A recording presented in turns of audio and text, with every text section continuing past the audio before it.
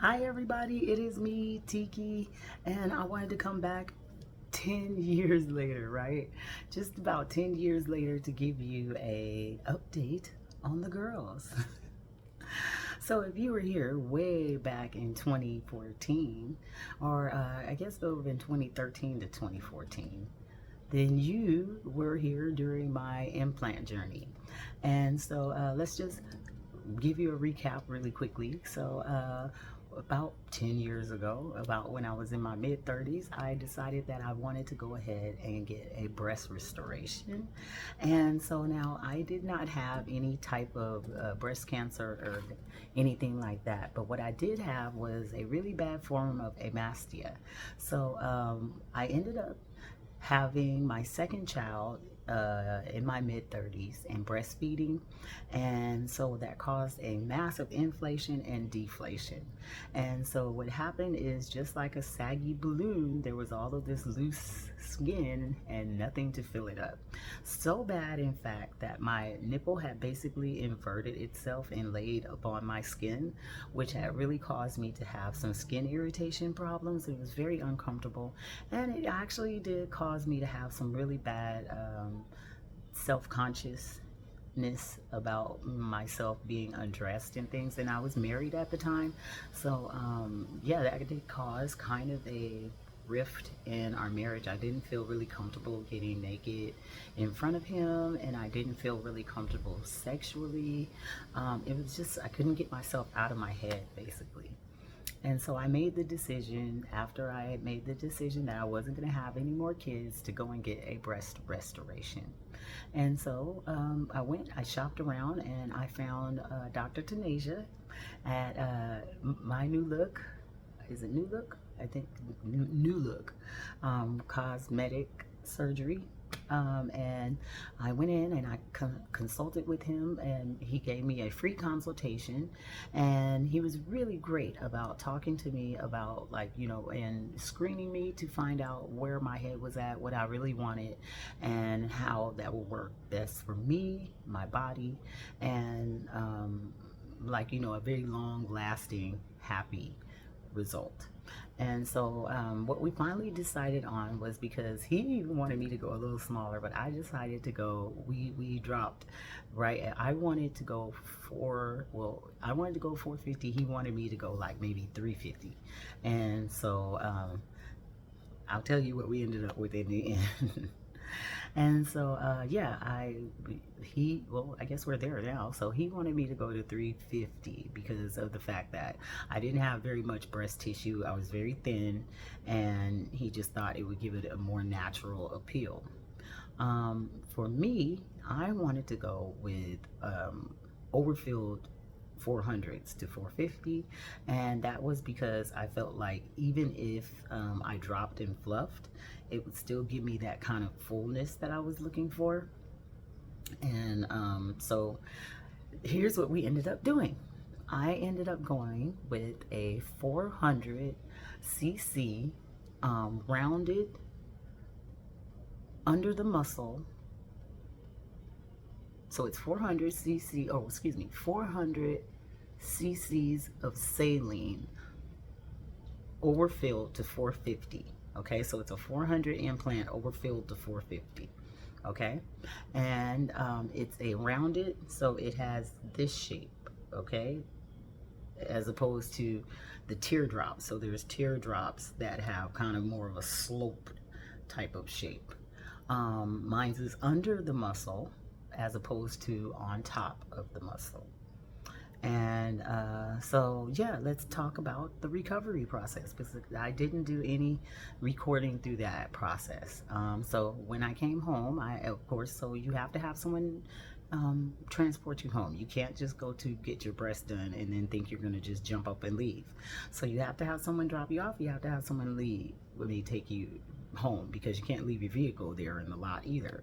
And so yeah, I had at that time, it was my current husband, now it's my ex, and I had him take me and bring me home. And so during the surgery was really nice, and it was I didn't feel a thing, and it was very quick. I actually have this thing that I do, and it scared the nurses. When before I go under, I always ask the names of the people around me, and that's kind of like a mind check for me. So when I wake up, I look around and I can start name calling people, and I started doing that, and it scared them. Another thing I did, and I remember this, and I can't tell you if it was a combination of me being overly happy or if it was just me on the drugs, but I cried. I was so happy. I was like, oh my God, I finally have boobs. Dude. It was so funny. So yes, I ended up coming home and I was able to eat right after. I remember being really hungry because you can't eat before you go into surgery.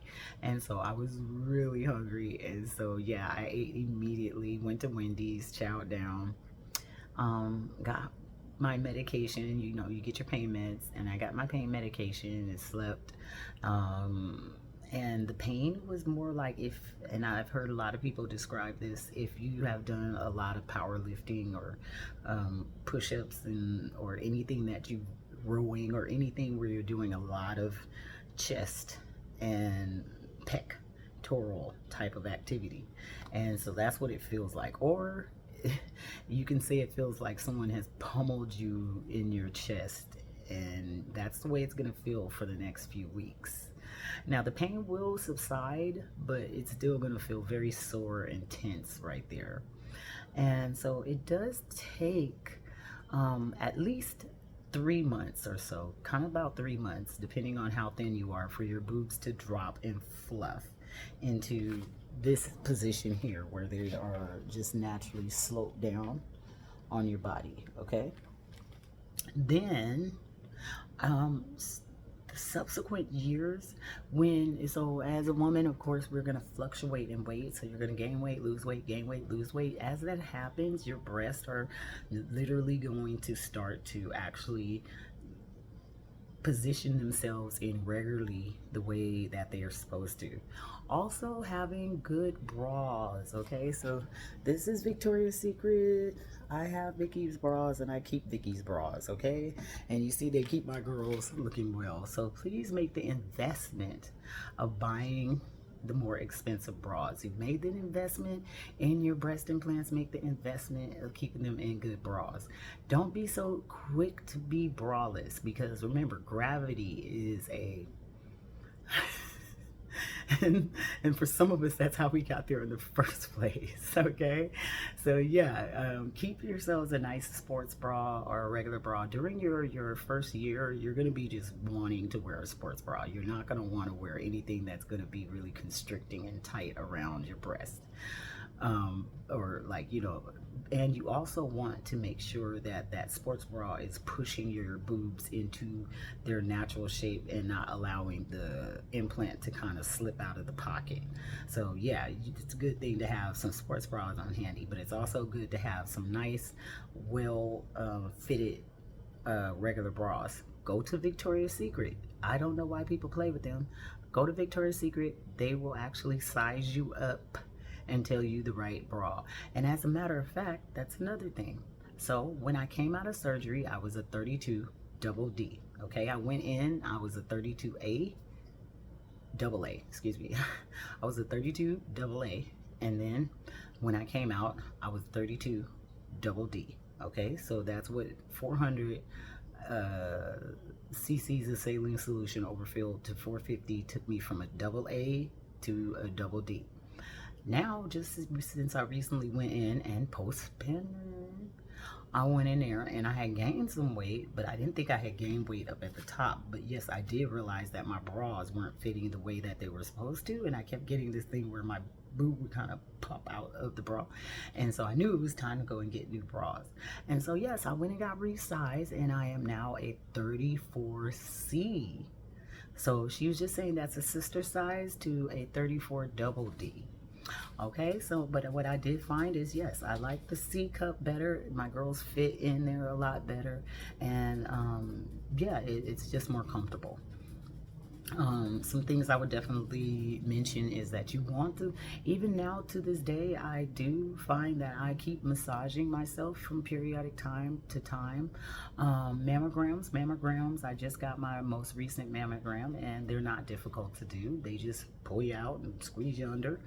But you do definitely need to tell them about that. I haven't had any other complications. My scarring totally went away. You do not see it. I had the areola incision, and but I do have darker nipples, and so, but you still don't see it. I keloid, and so yeah, there's a keloid under there. You don't see it, and so that was a really amazing thing. What else would I say? That's about it. Yeah. It's been a really great 10 years. Would I recommend it? Definitely.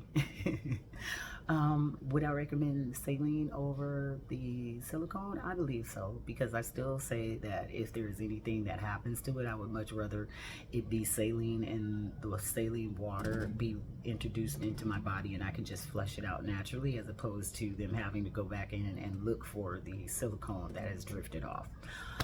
Um, the actual surgical process itself, like, would I recommend that someone feeling a little self-conscious about their body go and get breast implants? I say at the end of the day, it is really up to you and your mind and where you feel about your confidence. It's not going to build your confidence. It's not going to make you anything that you already aren't, but it will help you look a little better in your clothes. It will help you feel a little more conscious, or not conscious, but a little bit more self-assured when you are getting undressed and you are in an intimate mood.